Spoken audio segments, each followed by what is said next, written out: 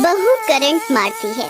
शाम के समय बबली अपनी माँ सरिता के साथ बाजार से खरीदारी करके लौट रही होती है। तभी अचानक मौसम खराब होने के कारण धूल भरी आंधी चलने लगती है और कुछ ही देर में बारिश शुरू हो जाती है। दोनों माँ बेटी बारिश से बचने के लिए पेड़ के नीचे जाकर खड़े हो जाते हैं, क्योंकि वहाँ और भी लोग बारिश होने के कारण खड़े थे, जिसके चलते पेड़ के नीचे खड़े होकर भी बबली भीग रही थी। इसलिए वो सामने वाले पेड़ के नीचे चली जाती है जहाँ कोई नहीं था। क्या मुसीबत है, बिन मौसम बरसात क्यों हो रही है, ये बारिश भी ना। अरे मेरे घर पहुंचने तक का इंतजार कर लेती।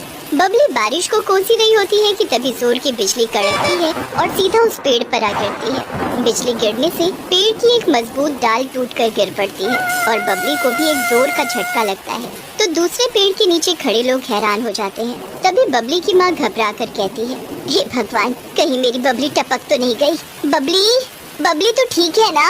हाँ माँ, मैं ठीक हूँ। पेड़ की डाली टूटी है, मेरी हड्डियाँ नहीं, चिंता मत करो। हाँ, चलो सब ठीक है। मैं तो खामखा ही घबरा गई थी। अरे ये मोई बारिश कब रुकेगी? कुछ देर बाद बारिश रुक जाती है तो दोनों माँ बेटी घर की ओर चल देते हैं।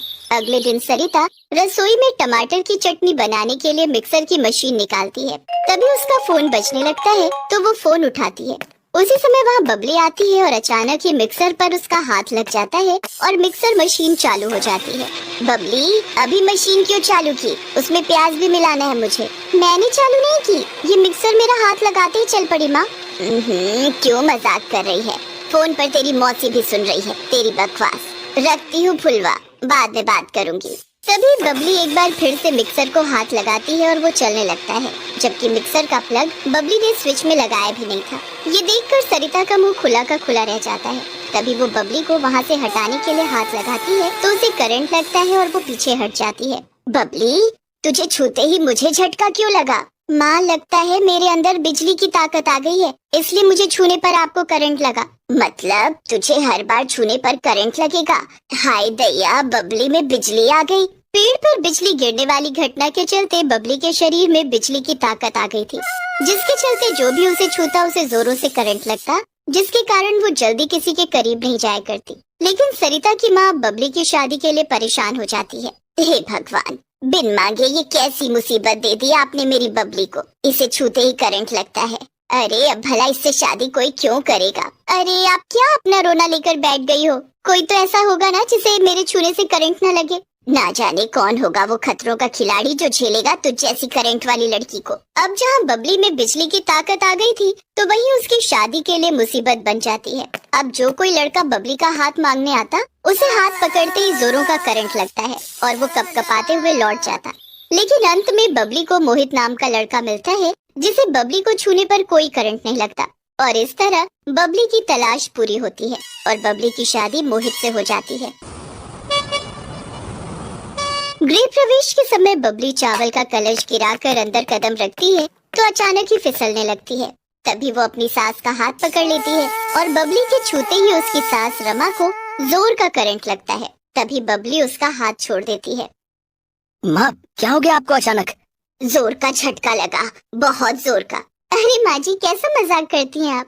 अब मैं इतनी भी सुंदर नहीं कि मेरे छूते ही आपको करंट लगे। लेकिन अभी। माँ, कब तक दरवाजे पर खड़ा रखोगी? अब अंदर भी आने दो। हाँ माँ जी, बहुत थकान हो रही है, सामने से हटिए जरा। रमा उसका रास्ता छोड़ देती है और दोनों कमरे की तरफ चले जाते हैं तो रमा सोच में पड़ जाती है। ये बहू के छूते ही मुझे जोर का करंट क्यों लगा? मुझे तो समझ नहीं आ रहा कुछ। रमा अपना सर खुजाते हुए वहाँ से चली जाती है। अगली सुबह बबली रसोई में काम करते हुए खुद से कहती है, कल गलती से माँ जी का हाथ पकड़ लिया तो उन्हें बिना बात ही करंट लग गया। मुझे उनसे दूरी बनाकर ही रखनी होगी। बबली नहीं चाहती थी कि उसकी बिजली की ताकत का सच उसके ससुराल वालों को पता चले, क्योंकि सच जानकर तो वो उसके साथ क्या व्यवहार करते इस बात की किसी को खबर नहीं थी। इसलिए वो अक्सर अपनी सास से दूरी बनाए रही है। एक रोज रमा कटोरी में तेल लिए आती है। अरे बहू, ओ बहू, जरा तेल तो लगा दे मेरे सिर में। तेल? आपके सिर में? नहीं नहीं माँ जी, आप खुद लगा लो, वो मुझे मालिश वालिश करनी नहीं आती ना। अपनी सास का कहा नहीं मान रही है। अरे ये कैसे संस्कार है तेरे? अरे मैंने तुझे पैर दबाने को नहीं, बस सर में तेल लगाने को कहा है, उसमें भी ना कह रही है। जरा सा काम करने में भी तुझे मौत आ रही है क्या? हाँ, अब इनको क्या बताऊं।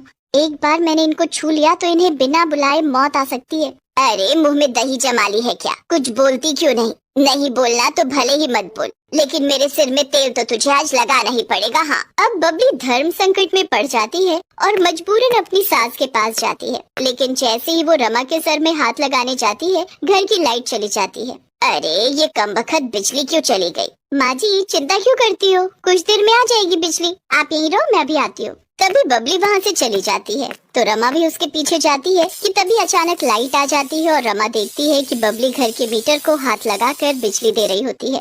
ये देखकर रमा बबली को हटाने के लिए उसका हाथ पकड़ती है। तभी रमा को जोर का करंट लगता है और वो बेहोश होकर गिर पड़ती है। कुछ ही देर में जब रमा को होश आता है तब वो अपने बिस्तर पर होती है और मोहित भी उसके पास होता है। क्या हुआ माँ, आप ठीक तो हो ना? बेटा बहू करंट मारती है, वो भी बहुत जोर का। ये क्या कह रही हो माँ आप? मोहित जी लगता है माँ जी ने कोई सपना देखा होगा, उसी की बात कर रही हैं। वैसे भी आज बहुत देर तक सोई है ये। माँ सपने से बाहर आ जाओ और बबली तुम माँ के लिए कड़क चाय लाओ, इनकी नींद तभी खुलेगी।